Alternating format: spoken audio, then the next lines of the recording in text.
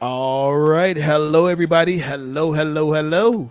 Welcome to the show. I'm your man, KTJ. Welcome to Love Coach Live, the number one place on the internet to have dating and relationship conversations.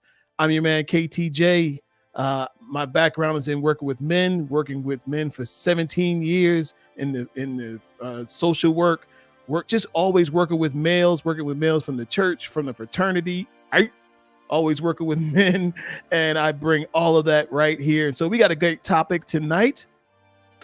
We're going to get into this topic tonight. Is this the new get out of jail free card? It's called Irreconcilable Differences. We got a couple of things happening here. This week, a lot of people found themselves, at the place of divorce. And we got to talk about this. We got to talk about all of the things that's going on here. You know, I when I started doing this, just even doing this business as a whole, you know, I just wanted to just lend a hand, right? See if I could help somebody. And that's what we're doing here tonight. So we're just going to jump right in on what's going on. And look, go ahead, wherever you are watching the show from, go ahead and hit that subscribe button or hit the follow button. That's going to help us move this thing along. And somebody's going to find us for the very first time tonight. So got a couple of things to talk about, but look, we're going to pick up almost from where we left off last time. We're talking about it. We're talking about Tom Brady and his wife, Giselle, filing for divorce. We got some divorce statistics. We're going to get into it. We're going to talk about Tia and her husband, Corey. We're going to talk about all of that tonight as we get this thing going. So you guys, I appreciate you guys coming to the stream tonight. Hello. And I'm going to just say hello to my TikTok folks before we jump into the business here. Hello.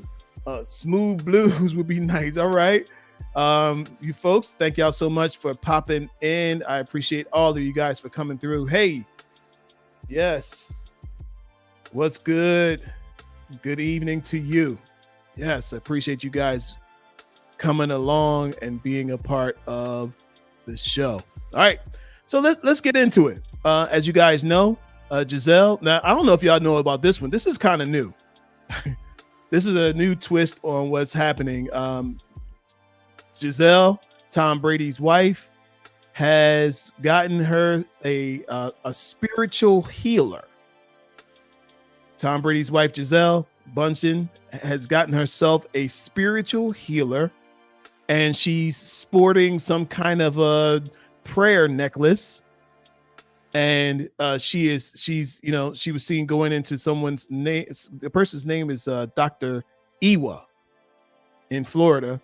She's going in carrying a box, and she is seeing this person. This was reported by TMZ. Now they're seeing her. She's not wearing her ring, which they say sometimes she just doesn't do that. Everybody's not a ring person necessarily.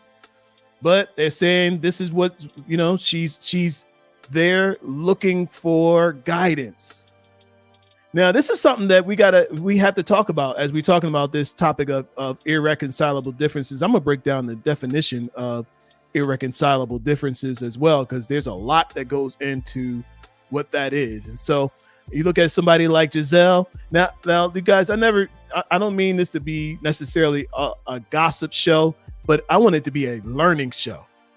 All right. I want you to get something from just some information about what's really going on out here. So Tom Brady and his wife, they were together, I believe, like 14 years or something like that of marriage. And Tom it's much longer than that. But Tom has done everything. He's the greatest of all time. He's had 7 Super Bowl rings. Listen, you can't do it bigger than Tom Brady. Tom Brady's got 7 Super Bowl rings. Okay. He is inarguably the greatest of all time, but he cannot turn it off. He cannot turn it off. All of their arguments are about football.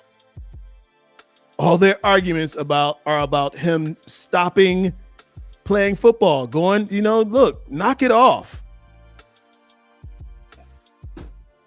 She says, knock it off. But he doesn't know how to knock it off. That's easy to say, but he doesn't know how. He has no idea of how to do anything different than what he's doing. So she's seen out. She's hitting the gym. The cameras are following her. She's out taking care of the kids, and she is seeing a divorce lawyer. Now, with all of these divorces, it comes up with them calling it irreconcilable differences. So even as we're getting into that, I want to get into, what is irreconcilable differences. Okay. Like, what does that actually mean? So check this out. Irreconcilable differences. It is the inability to agree on most things or important things. Irreconcilable differences. They can't agree on anything. So here's a couple of examples of what irreconcilable differences are. And some of these couples that we're talking about here tonight are involved in that. Hold on one sec. Here we go. Okay. Kelly said there's a cheaper way to pay for the divorce. Irreconcilable differences. That's a plan. So here's a couple of examples of irreconcilable differences. A lengthy, long distance separation due to work or other causes. Another one is a difference of opinion or having children or how to raise the children. We're going to get into this. We got some statistics here we're going to give you in a moment as well. Personal conflicts, excessive fighting or discord, lack of communication, and the last one, a loss of trust between the partners. And so you look at, we bring back Tom Brady and his wife, Giselle. They have a difference of opinion. This is one of them. They have a difference of opinion.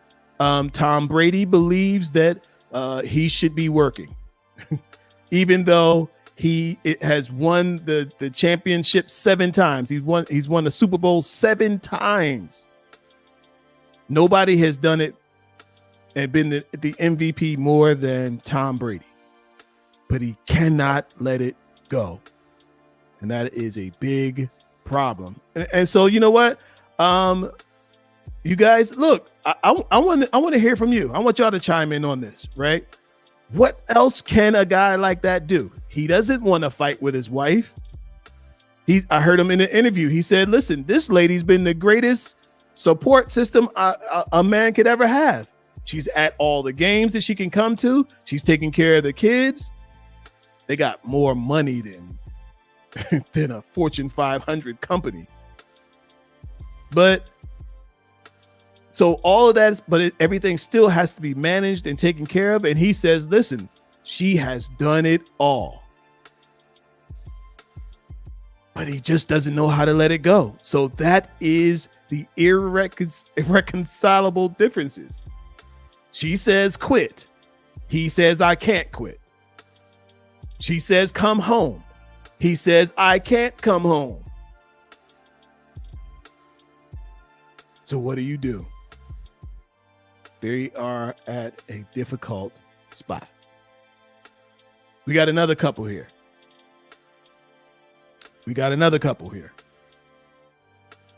Tia Mowry and Corey Harding divorced after 14 years of marriage. Here's her statement. Here's what she said. I don't know if you guys caught this, but here's what she said.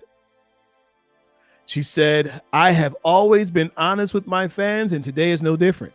I wanted to share that Corey and I have decided to go our separate ways. These decisions are never easy and not without sadness.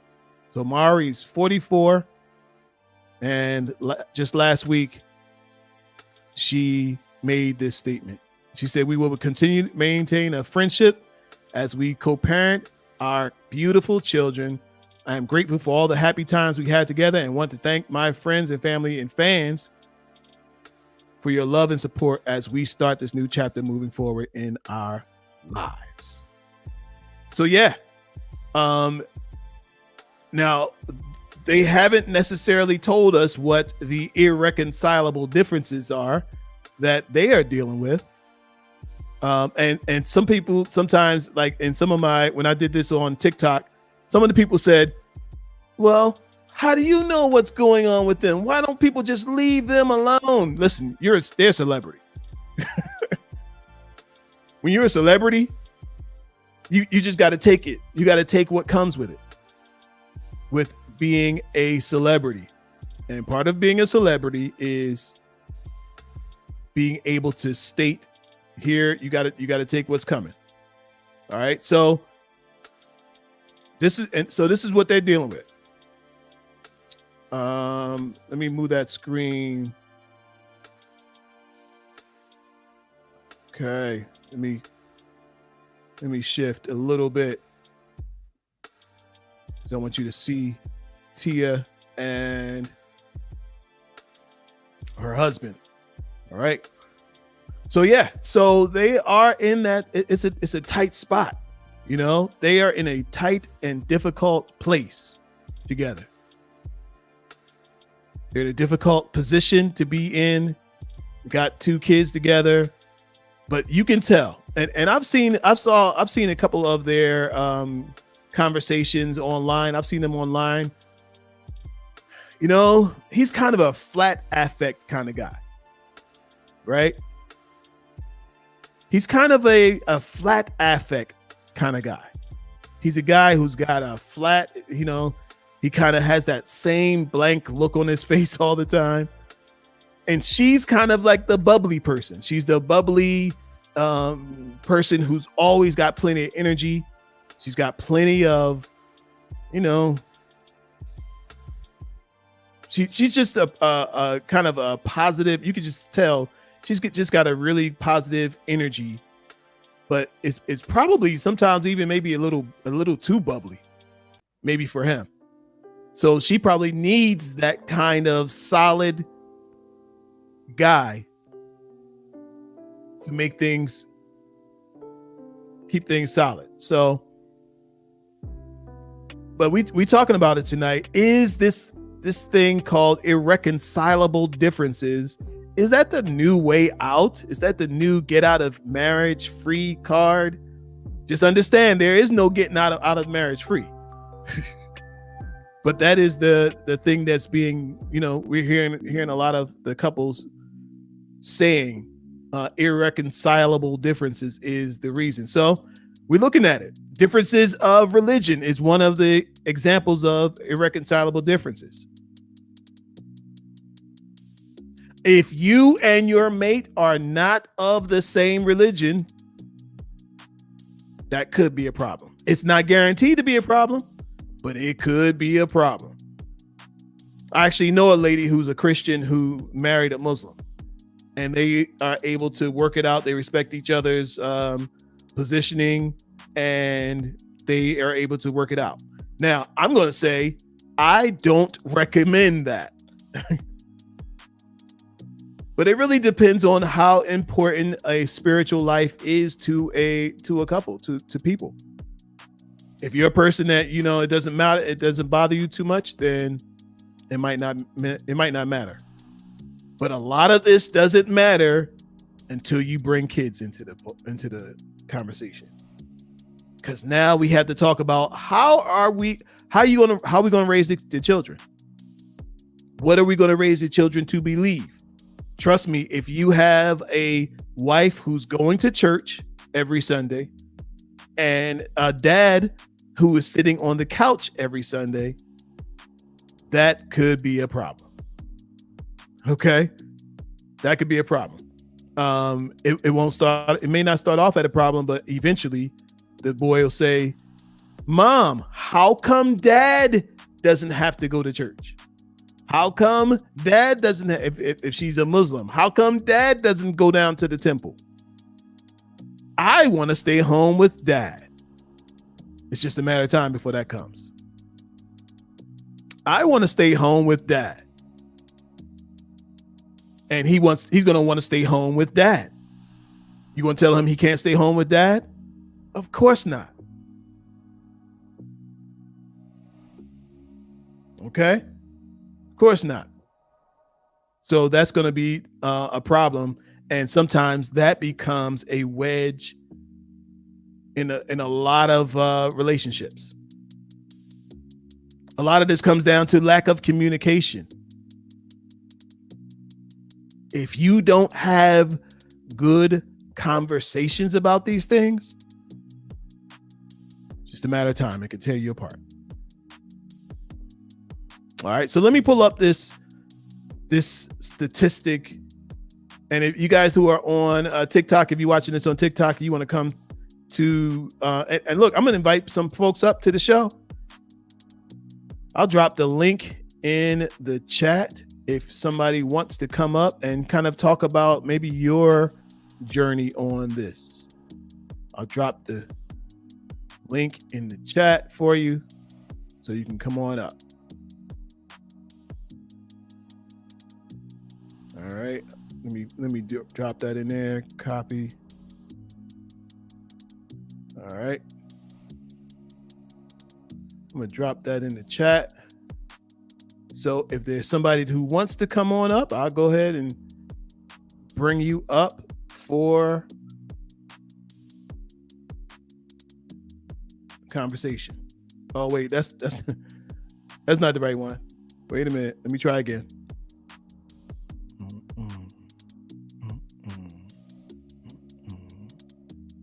Is that the right one?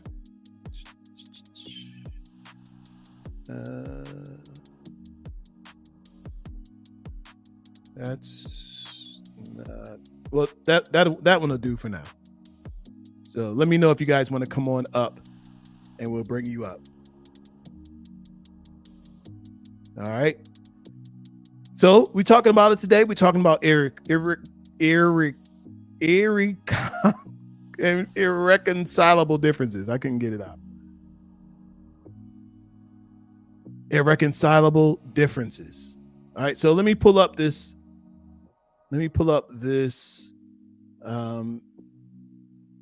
This marker that I brought. I want you guys to see the statistic on irreconcilable differences, differences to know. All right.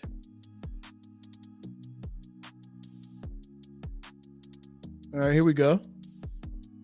So this one is 5.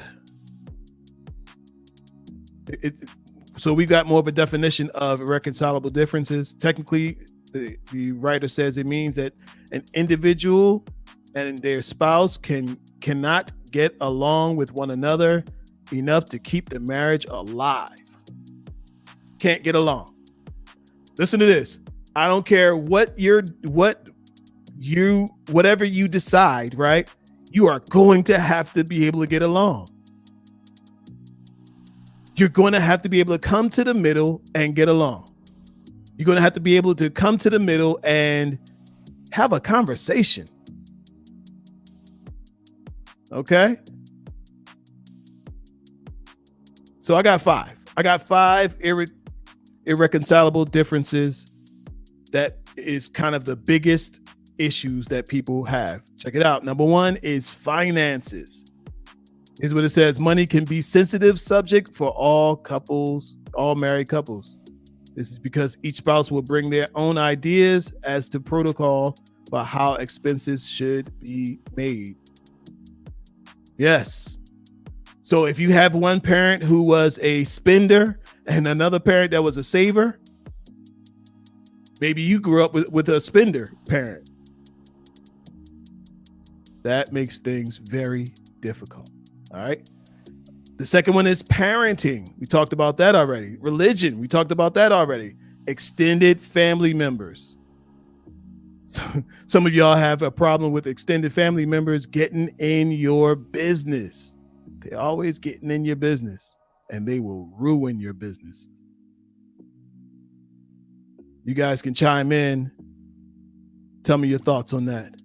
And the last one is communication. So let me show you this statistic that I got that I want you to see,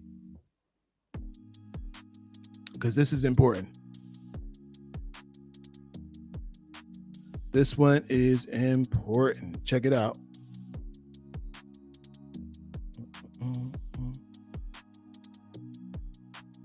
There we go. Divorce statistics. One divorce happens every 13 seconds in America. Over the course of an average of first marriages, 19 million divorces occur.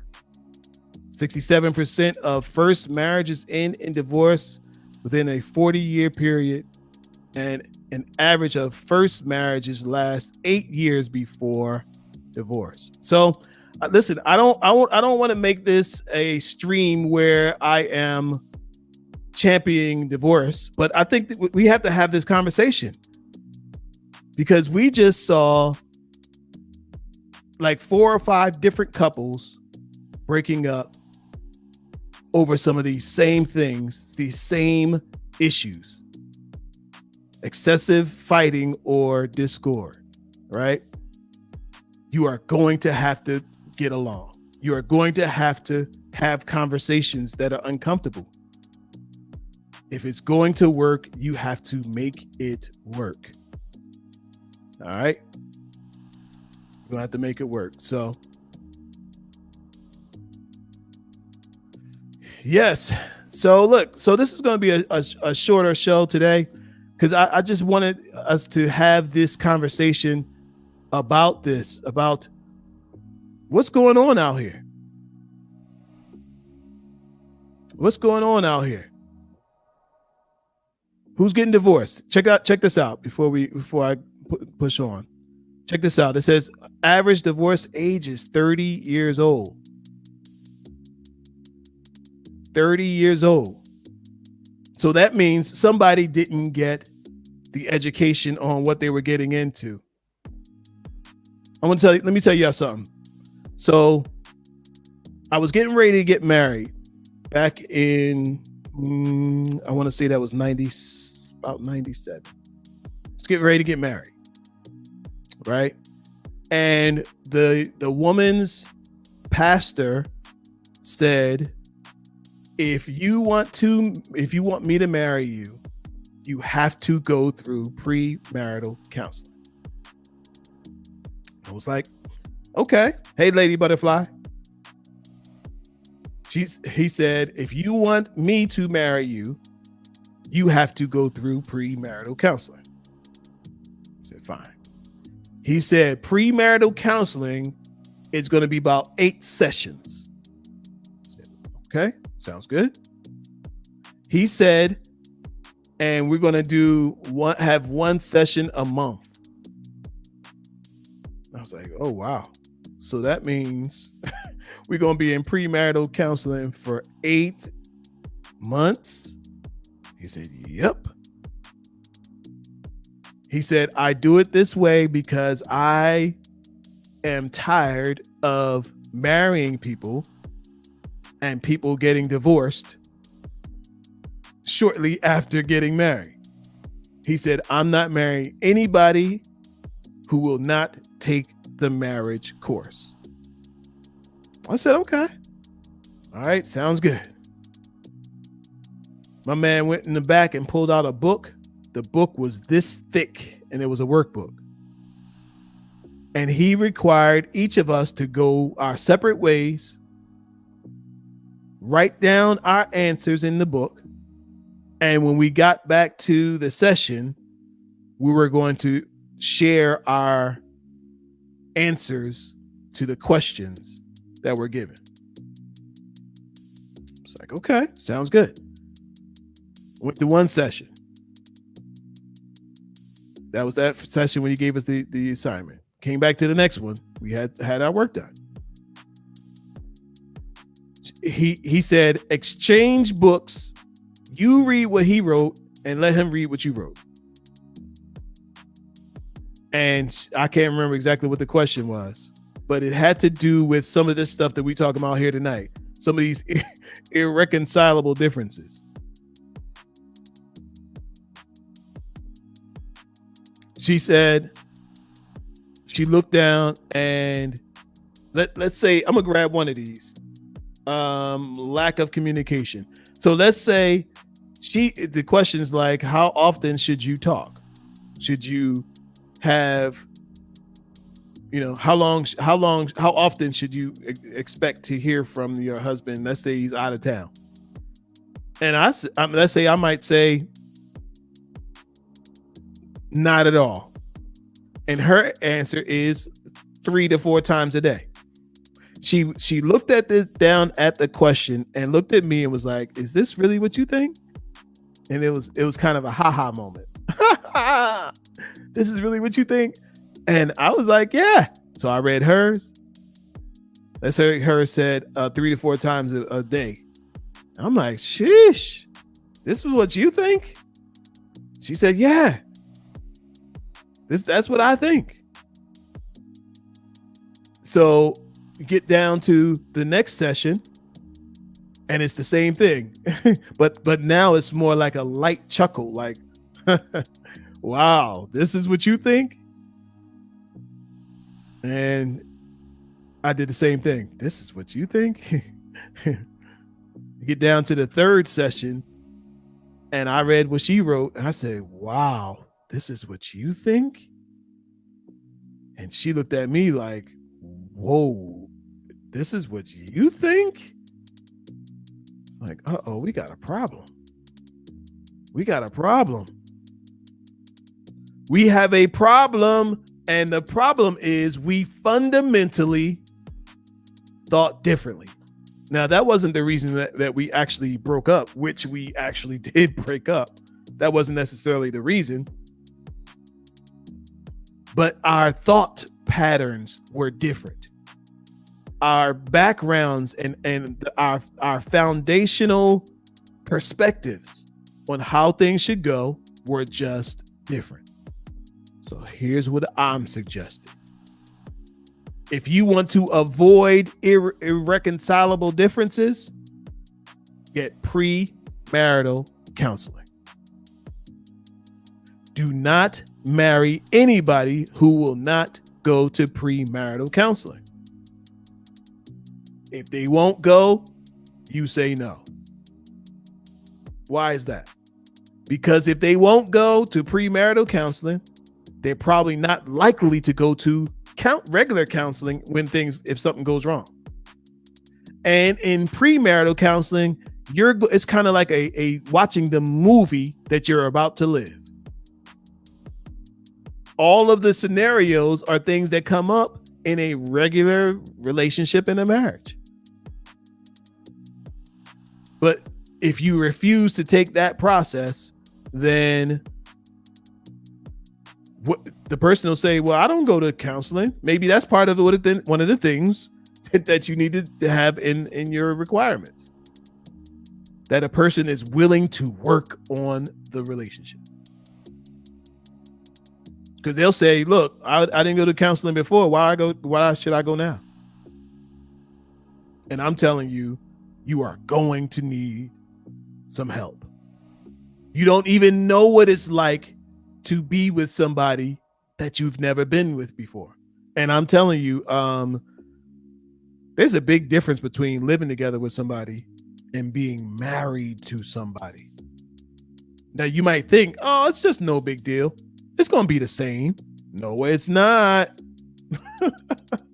Some things are the same, but overall, it is a different experience. Okay? Because before, you always had that option of walking away. You could just I'm out. But when you have signed on the dotted line to make this person a permanent part of your life's journey, can't just walk away. Yeah. Lady Butterfly said, clearly not the same. You know what? Some people really do believe that it's going to be the same. Oh, it's no big deal. It's pretty much, it's no big deal. It's the same. Nothing will change. Okay. Now, there's some folks on the other side of these YouTube streets. They're encouraging men to never get married. I respect everybody's perspective because their perspective, their life experience brought them to where they are. They're telling guys, don't get married. They're telling the men, avoid the marriage trap. They're calling it the marriage trap. There's a bunch of them out there who are encouraging men to just avoid marriage altogether.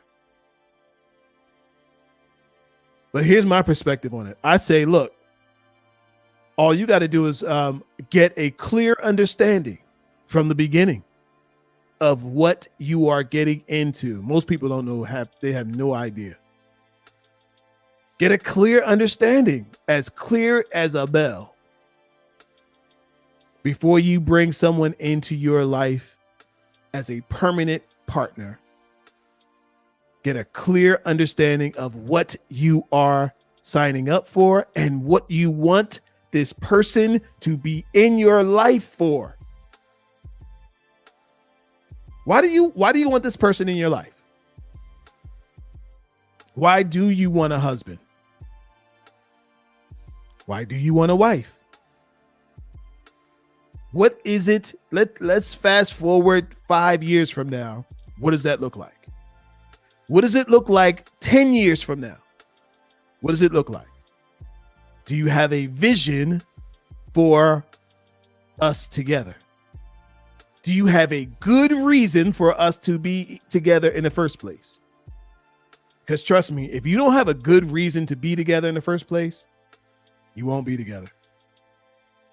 If you don't have a good reason to be together with somebody, you won't be together with somebody.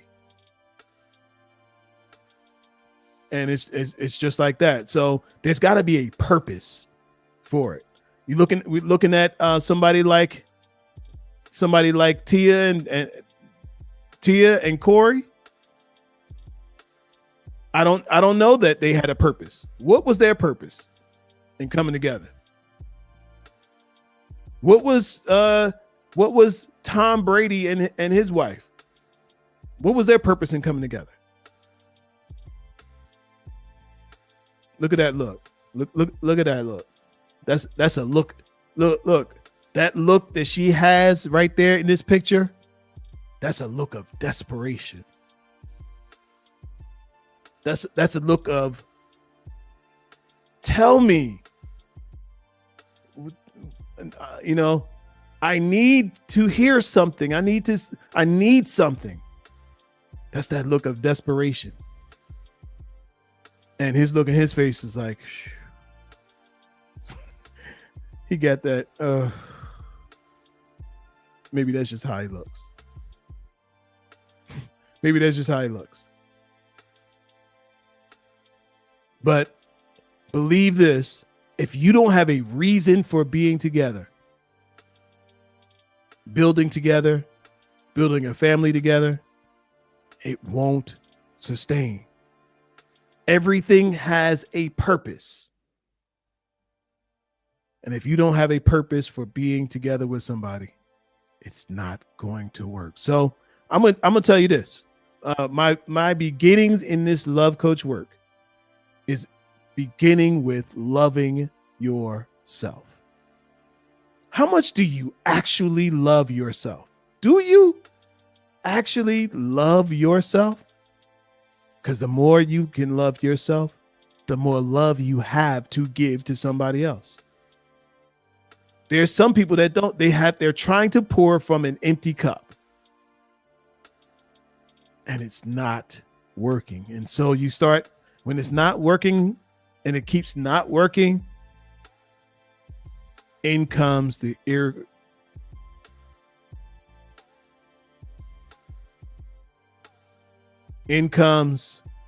irreconcilable differences. In comes the lengthy distance. In comes the conflicts.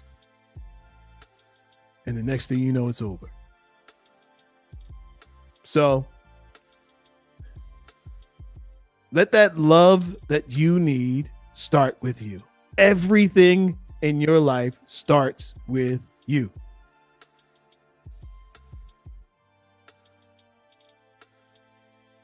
All right. I got a question over here.